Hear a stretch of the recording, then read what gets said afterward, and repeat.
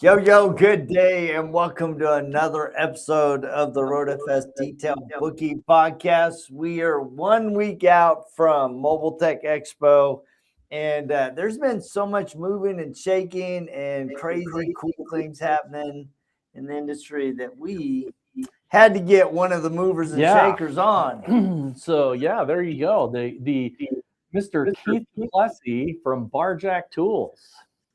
Hey guys, how we doing? Good. How are you doing, dude? Great. It's a week away. Literally a week from today, we'll be in the middle of Education Day. And what a great show. This is, if you will, this is our Super Bowl, right? I mean, car guys, I guess SEMA, but us, this is our Super Bowl this week. So. Yep, it is. So where in the world are you physically right now? Funny story. I'm actually in Portland. I'm just helping my folks move. So I had to commandeer a room at their senior center and take over for, there you go. It's not real glamorous, right? You know, hey, I got the new gig and I'm helping my parents move in their senior center. So that's all right though. That's all right. So I did have one message from Barry this morning. He said he's really worn out because he had to work with Keith all week. So Barry, it's only going to get worse. that's kind of the message that I gave him too. I was like, well, you better buckle up because here goes. I'm only going at about a third speed. We're about to get going. So, really honestly, it's just a lot of infrastructure for us. We're building out what the future is. Barjack's been around a couple of years and we got a good start. And now it is time to really kind of turn it on in earnest. So, next week is a huge week for us as far as an opportunity to really kind of go show everybody where we're at and where we're headed, And I think I go back to Yoda, right? Never your mind on where you are which is where you should be. But, we're looking to what the future is. We're looking at the next 3-6 months, get to SEMA, what's going to, come out between now and then. But the reality is we got next week's our president. We got to have our mind there. And we're going to talk and a new toy that we just rolled out. So, and there's more of that to come. There's a lot of that on our table for this show. So is that new toy, was it previewed yesterday, possibly? It might be in your town. I don't know if I can. I think so. It looks cool. That. I want to get my hands on it and see how it feels because, I mean, as you know, being in this industry for 150 years, like the rest of us, a lot of tools, it has to do with how it feels in your hand when you're using it. Yeah, it really is it's about ergonomics. It's also about wear and tear on the body, and there's some other tool brands in this industry that have done a tremendous job of really building good tools. And, this is not, from our perspective, from my perspective and our team's perspective, we're trying to build the best tool we can build and talk about the great things we're trying to do. There are other great brands in this industry. It's no different than the chemical game, and I was in that for a long time. So I can say this, nobody makes bad stuff in our industry. You just have to make product that people will connect with, and people have to want to connect with both, not just the tool or the product, but then with the brand and with the people who support the brand. And that was, we get into why I moved, what the reasonings were, but for me to step away from where I was, that was a mandatory thing. The product had to stand on its own, but then we had to be a company that stood behind our product. So, yeah, well, and I know that's a big move. I mean, you have been in the product chemical space for a long time, and we've had a lot of discussions behind the scenes, and this was not an easy decision for you. It was something that you've been wrestling with.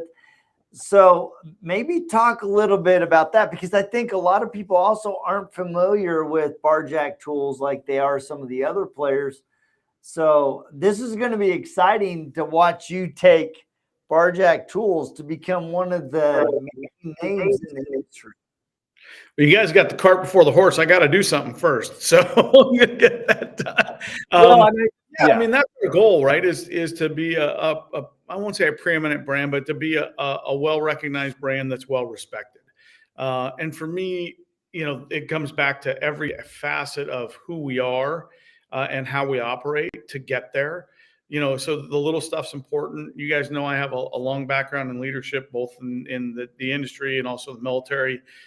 It's really important to me, not so much build the culture, but to build a vehicle for those that ride along with us that they can be proud of, that we can be respected for, not just because we make a great tool, but because we're honest people, because we do the right thing by our customers. We support the people who support us, and we support the industry, right? So, I learned a lot along the way from some great people, and I can't go without saying a big shout out to a good friend of mine, dear friend of mine, Bob Phillips. He had a hell of a ride the last 8.5 years, and those years building that brand up like we had was always a collaborative. It was always a team effort. We're going to do the same thing at Barjack. That's the goal. We want to attract people who want to be a part of a program like that, a culture like that. It was a tough decision. I mean, I sold on the street from 2012 until I went into the building at PNS in 2017.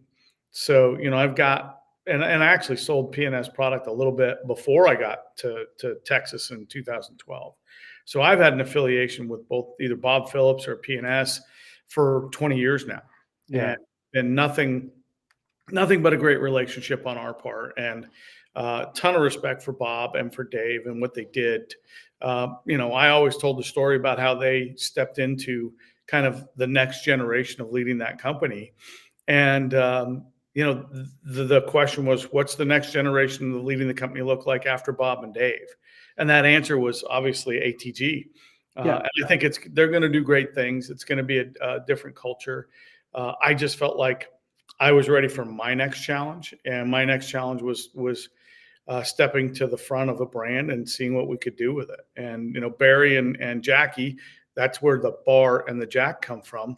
Offered me that opportunity, and then said, if you really want to play in the big leagues, there's an opportunity to be part of the ownership group here, and then it really means something, because then it's on me to take care of what we've invested in. So I'm excited for that opportunity. And honestly, guys, I wasn't looking to make a lateral move. I wanted to go to something, what's next, something that will make the rest of my hair fall out, and that will, challenge me to be a better leader, a better communicator, a better manager. I hate manager, I like leader better, but better in all facets of what I was doing. And do a better job of connecting with our customers. And I like to think I did a pretty good job at some of those things, at least some of the time. But now, now it's time to really take on the bigger challenge. So I'm excited for that. Yeah. Well, I think that's one of those things that the people that know you and that have worked with you know that is just kind of a core value of yours, is the leadership and just the organization of things. I mean, we've had an opportunity to work with you, on shows and products and trainings and, software, car shows, all kinds of stuff. And it's just, you kind of bring that element to it, that leadership and that just professionalism. And I think that's, any product needs that, but it's also very personal, right? I mean, you can give feedback in any of those situations.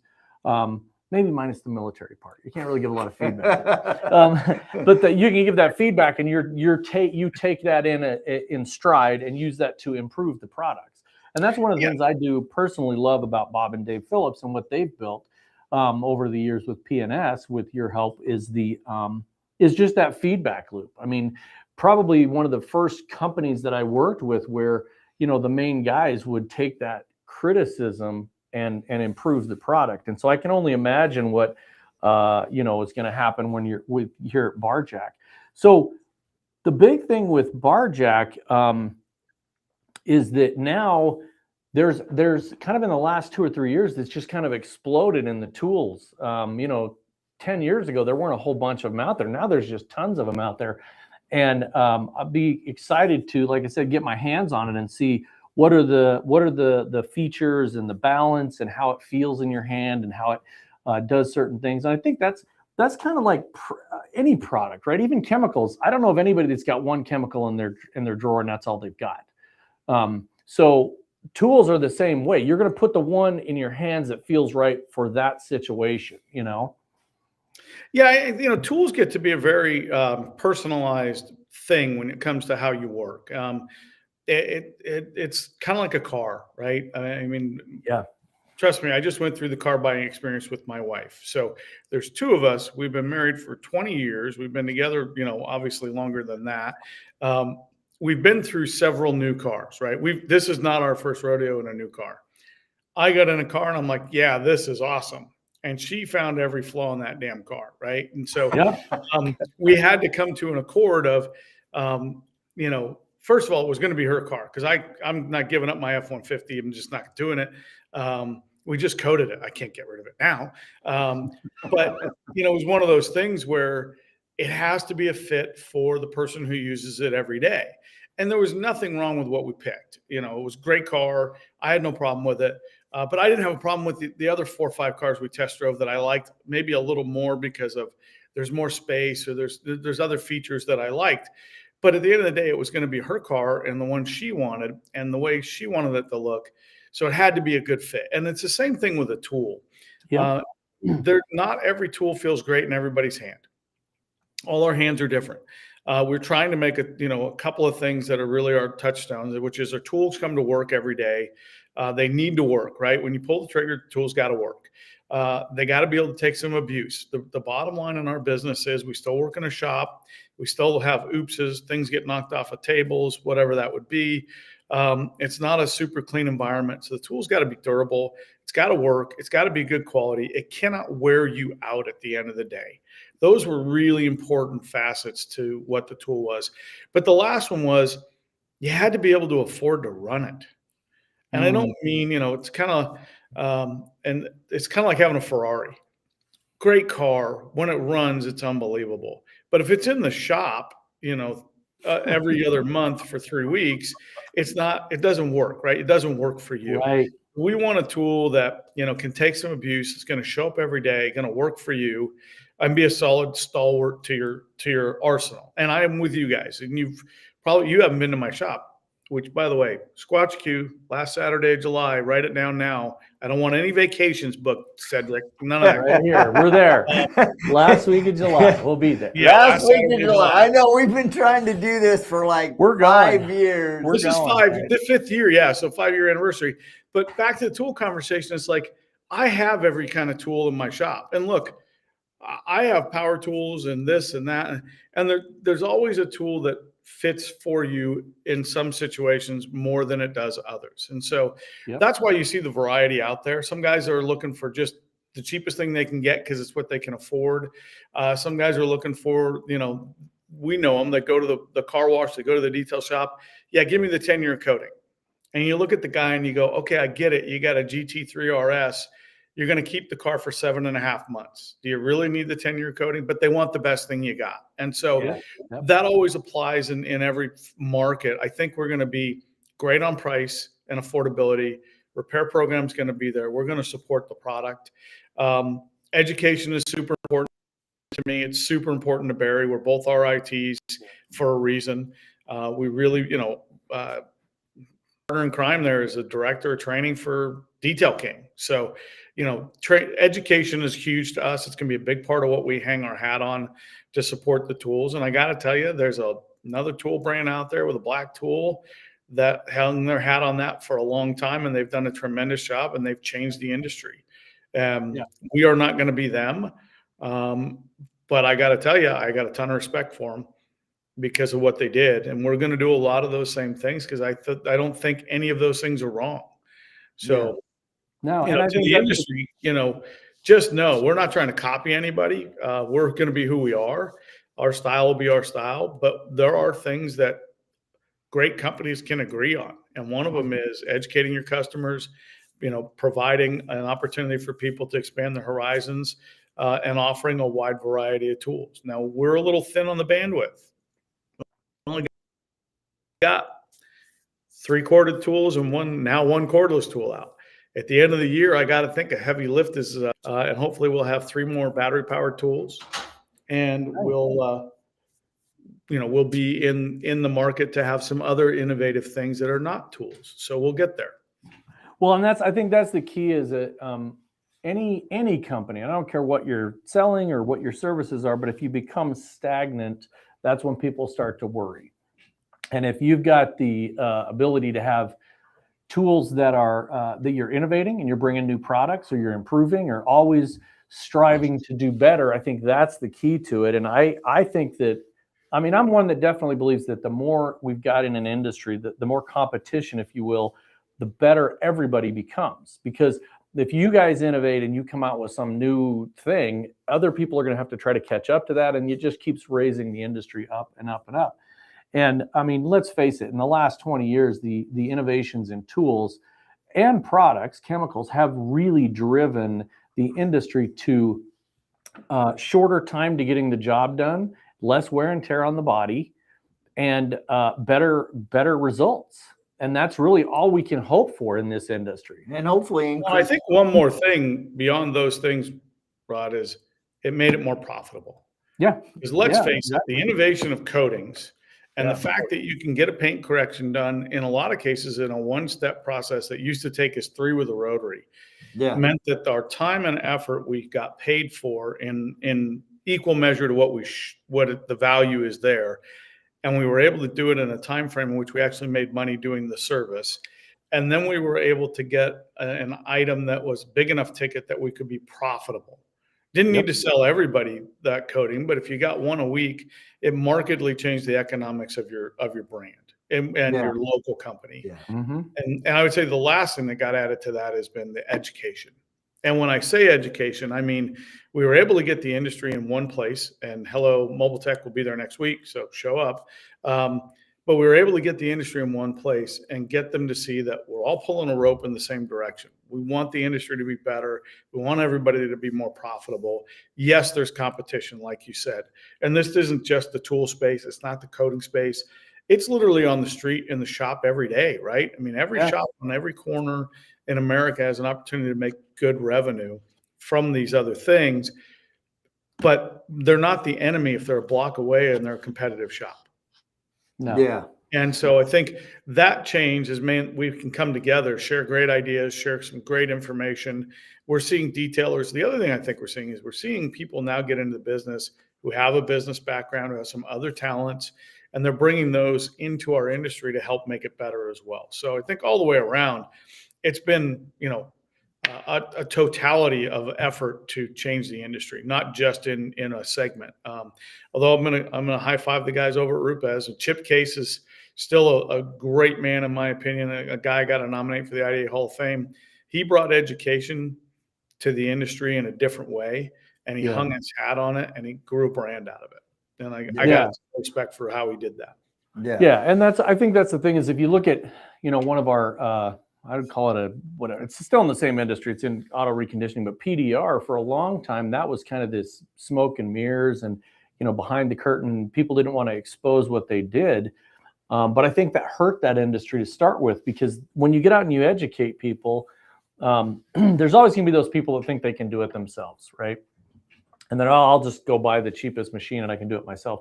That actually brings in more business. I know shops that have opened up a Saturday to show their clients how to take care of their car. And 90% of the clients go, yeah, this is great to watch. I love how you see the process working, but you're going to go ahead and keep doing it for me because I don't have the time or the energy or the skill or the passion that you do. So I think that's, as we raise the industry up, and it's funny because, this is the 25th year of Mobile Tech Expo. If you step back, those of us that have lost a lot of hair or that have white in our hair that's still here, if you step back and you look at those early years, it really was, like insanity, right?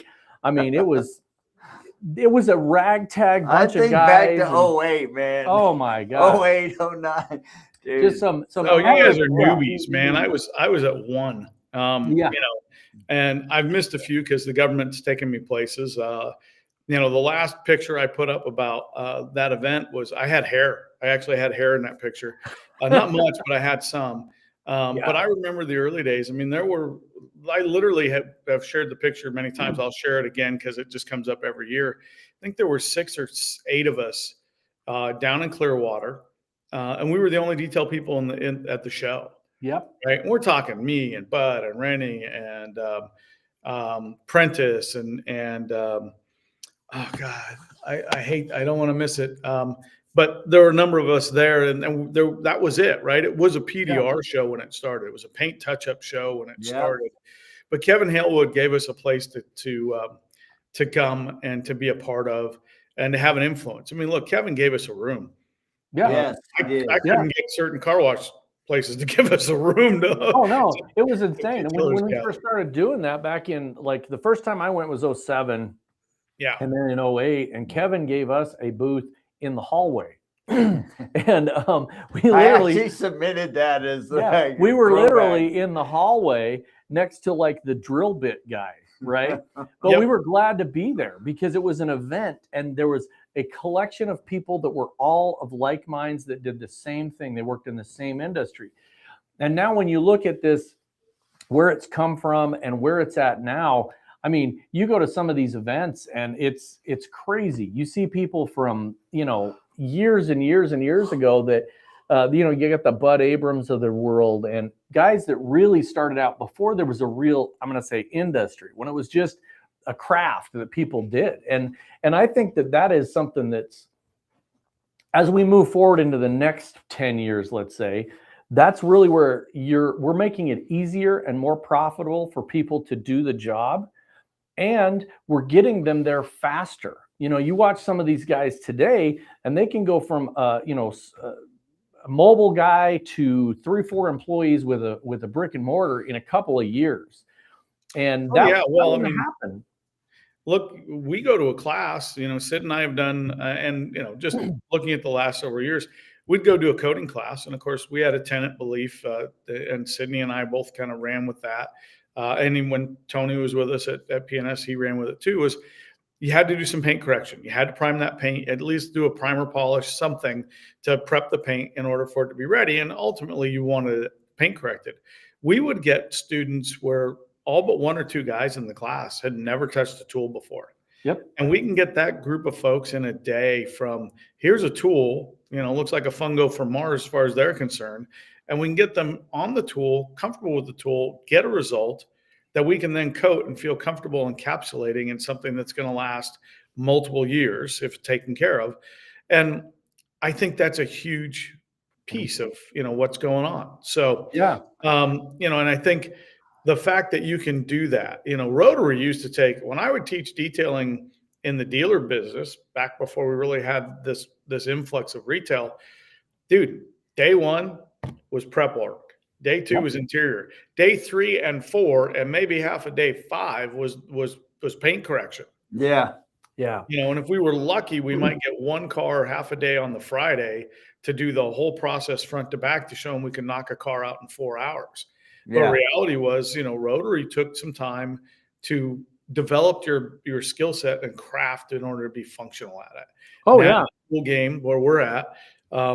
It isn't easy. It's not, it's not simplified, but it is certainly much more, I guess it will be accelerated is the better term for what the learning curve is. And the time to overcome, some of that just gaining a skill. Now, look, there's still the knowledge that goes with understanding what you're working on. And the fact that every manufacturer seems to hate us and they make a different paint on every car, but that's a whole nother conversation. And if you're interested in that conversation, go to Bob Rassman's he's going to do one on paint and history of paint. Yeah, I think the car manufacturers are looking at my hair, and that's what they're determining the thickness of paint. They're like, the thinner my hair gets, the thinner the paint gets on a car. But I totally understand what you're saying, because it's not too long ago that Jody and I were at a training, and I think that there were 6 or 8 trainers, and they had 3 stations, and we said, oh, we need to do Rotary, and there were only 3 of us there that knew how to use a Rotary. Yeah. And so the software guy was teaching Rotary because I could. And that's one of those things where tools, the innovation in tools have really made that tool a secondary thing, even though it is a very effective tool and it's absolutely necessary in certain situations. It's still one of my favorite tools to use. The challenge with Rotary really becomes, I used to say, it becomes a big scary monster when it shouldn't reputationally. It's right. That if you're willing to take a panel, and I always recommend this to somebody who's new with it, get a panel. Don't work on a live car. It's kind of like surgery. Don't work on a live patient when we can use a cadaver to start figuring out where the anatomy is. But go use it. It's not that hard to pick up, especially if you're using good technique with a polishing tool as it is. And it's an extremely effective tool for a lot of fast defect removal. And you can do some cool things with it. So I still miss my Rotary time, but the industry has moved forward with some other cool stuff. And, one of those is that kind of hybrid feeling tool, which is a forced action tool, So I know a lot of old school detailers who they gravitate to that tool because it reminds them of a Rotary, but it gives them a DA effect. And, we might have a toy or two coming into town that we could show. I was going to say, what's in store for Mobile Tech Expo? So we have a booth. We got a 10 by 20 booth at Mobile Tech Expo for Barjack. We're kind of on the same corner of the space as SB3 would be, because we're all kind of affiliated. We're cousins, if you will. We're going to have some cars to play with. We're going to have the tool line up there. So the Rotary will be there. Come show us how it's done. We'll have our 15 and 21 millimeter corded tools there. We will have the new 3-inch what we call the Raven 312. That's a 3-inch tool with a 12 millimeter throw. 12 meter throw. There you go. And then we may or may not have in hand by then our corded forced action tool. And that's a new body design. And I'm excited to see that tool come in. It's also going to have a detachable cord off the tail end of the tool. So nice. And then we get into what are we doing next? Our plate's full with ideas, and that's a good place to be. Now we've got to execute, and then a little bit of that is on me. A lot of that's on the factory team to produce stuff once we decide what we're going to do. But we're excited for it. We've got I think we got a big year ahead. We have a lot to do, and we're not going to be able to get everywhere, but we are. We're excited about it. We're building out our distributor network. That's a big piece that we want to get done this year. Get our tools out there and get them to the masses. So we will be swinging by the Barjack booth. We'll do some podcasts. For those of you that can't make it to Mobile Tech Expo, like in years past, send us any requests that you have, because we're literally, Jody and I have 3 booths this year, but we have other people working the RoadFS and the DetailBookie booth so that we can cruise around and do stuff. So if you have something specific you want to see, please like send the us a Barjack message. tools, send us a message. We'll go hit them up. We'll do some live stuff. We'll do some live demos. We'll get some more insight with the actual tools in our hand. The one thing I noticed about the 12 millimeter, what you're calling the Raven, is it seems to be fairly quiet. Was that just me hearing things, or was it really that quiet? Yeah, we're going to release a video here probably shortly. Barry and I got to kind of decide how much we want to show, but Barry has basically and when we're going to do things going forward, as we're going to do them as we've done them in the past, we're going to bring the tool in, we're going to try and break it. And that's one of my favorite things that I always like to say, let's go out in the shop and break stuff. So we're going to try and, test the tool to its limit. But you'll hear just in that video, the difference in both noise and, both, if you will, motor noise and also mechanical noise, because there's 2 pieces to that come into play there. And what the finished product was. So part of that was we didn't like the way the battery inserted, so we made some adjustments there in development. We wanted to quiet the tool down. We needed a little bit more balance to it, which kind of takes out some of the mechanical noise. And so it's a very quiet tool. No tool is going to be perfectly silent, but it's a very quiet tool.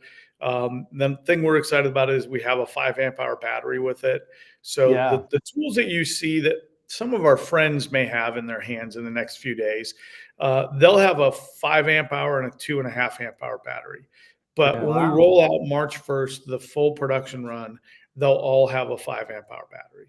Nice. That's awesome. And that's one of those things about mechanical stuff. And I you and I'll have some time to geek out later on about this when we're at MTA, I'm sure. But one of the things that I think if you're in automotive, straight cut gears are noisy.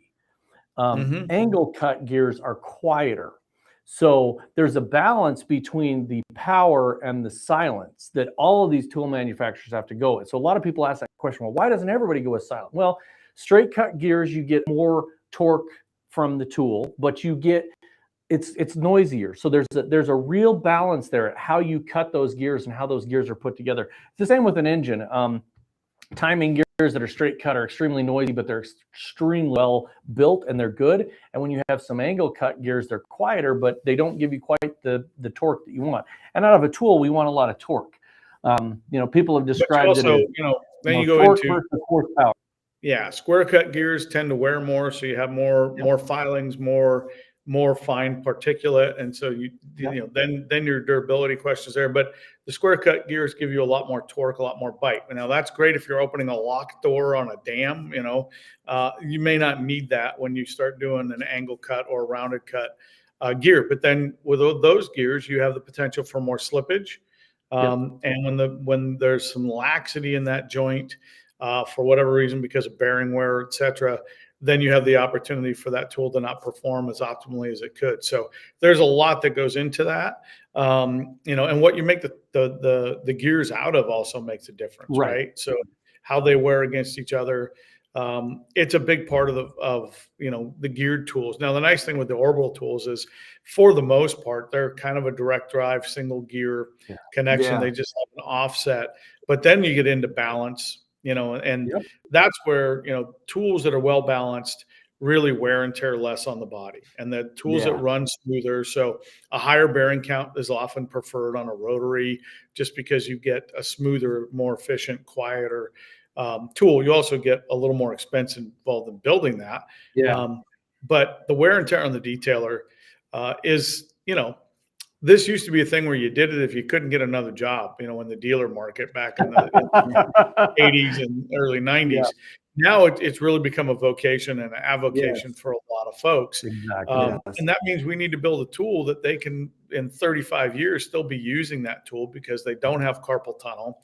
They don't have all the other issues that come with overuse from a tool that beats the heck out of you. I'll tone down my. So, well, that's the thing is, I've always wanted to, and I still have in my shop hanging on the wall a Black & Decker rotary that has a metal body. You know what I'm talking about. Heavy. But it's not just heavy, but I would love it in a training to turn that on and have somebody hold that, and then turn on one of the newer generation of tools and just say, just imagine holding this thing all day long versus holding this one. The newer tools are all smoother. They all have less vibration. They all wear and tear less. And the old rotaries, they're constantly pulling on your body. You're fighting against it. And I think that's one of the reasons that the rotary kind of fell out of favor, is when you get a DA or a gear driven in your hands, you're like, oh my gosh, I can do this. I can literally do this with one hand if I need to. So those are the kind of things I love hearing about. I know that everybody doesn't like to nerd out on tools and stuff, but those of us that do, that exciting part is, what are the gears made out of? Do they have brushes? Is it brushless? All that kind of stuff. So I will be very excited to see where you guys go over the next couple of years. Yeah, me too.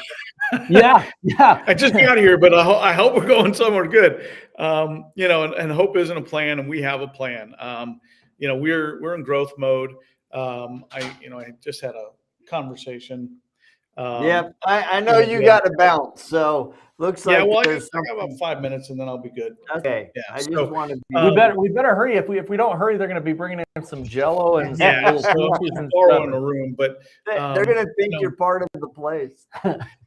And so one of the things for us on our plan is to really be in growth mode, but not grow to a point that we can't service our customers. It's really important to us to turn around on order times and that kind of stuff. So the service part is built into the conversation for us. It's not lost on us that's, I was joking with Barry the other day. So, you know what our best ability has to be? Availability. Our tools have to, and that's two-phase, right? The tool has to work when you have it, and you have to be able to get it when you want it. And so half of that is on us in the operations side to ship a tool in a timely manner. But the other half of that is on us to build a tool that works when you pull the trigger. Yep. So where is your service? Are you going to have a service department dedicated in North America? We do. Yeah, we do. It's in Lebanon, PA. So it's already up and set. We have a little bit of a hybrid model. There's an hourly bench rate plus parts and materials. We have not announced it yet, and I will do that probably after Mobile Tech. But there will be a cap on the max that the tool repair would be. But you send us the tool, we'll fix it, we'll send it back to you. Nice. And that cost will be well within, we estimate under a third the price of the total tool. So, well, again, that's important. I think that's really important. You're dropping off the top wing of Air Force One, you're on your own. But right. But I think that's part of the gig, right? I mean, it's like you can go to Harbor Freight and buy tools. You have the lifetime warranty, but after about 6 times, you get sick of replacing the lifetime warranty. So you need somebody that you can say, hey, I use this tool 8 hours a day. We got a shop with 3 guys. They're constantly banging it around and using it. Let's get it in, get it out, get it back, and get it back in production. That's the key to any kind of a service department, is getting that tool back in production and getting it back to being profitable. Yeah. And, again, to me, that's the important part, right? Is it's customer buys a tool. We have to look at it from the perspective of it may be their first tool and it may be their only tool. And so we want the tool to really work for the customer, want it to be available to them. We want it to be affordable, right? I used to joke with our distributors when I was at P&S, I'd say, I don't want to bankrupt my distributors into doing business with us. And what that meant is I didn't want to write you an opening order that you just go, this is a big investment, and I got to turn this stuff or I'm in a pickle. So again, our distributor program is really affordable. Our minimum order quantities are reasonable. The goal for us is to make the tool available and accessible to everybody out there that wants to buy one. You can buy them on the website now, so that they're available now. Yeah. So go out to the website. Go out to the website, barjacktools.com. Keith at KeithBarjackTools.com. It's Keith Barjack Tool. Keith at my own website now. KeithBarjackTools.com. So, and again, if you're going to be at Mobile Tech Expo, you're going to want to stop by. You're going to see live demos. There's going to be hoods and trunks and the back of my head and all kinds of stuff to polish. And again, if you want us to stop by other booths and take a look at other stuff, we will, but we'll for sure be stopping by the Barjack booth. Looking forward to seeing you. We haven't seen you in quite a while. Dude. And then get together. So it's going to be fun. This is 25 years. There's a couple of really special announcements at Mobile Tech that I'm having a hard time not saying already.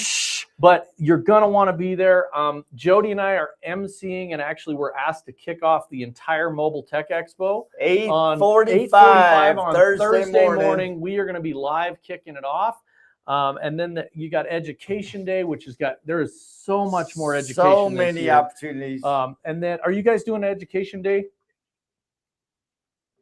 Yeah, I'm actually myself, and you'll love this, the tool company people. Myself and Robin are the IDA room hosts, so we'll be introducing everybody. So looks like we're up against time for me, guys. But so check us out. I'll be there for Education Day, and then we'll be on the show floor. I will have a special guest in the booth with us, just visiting.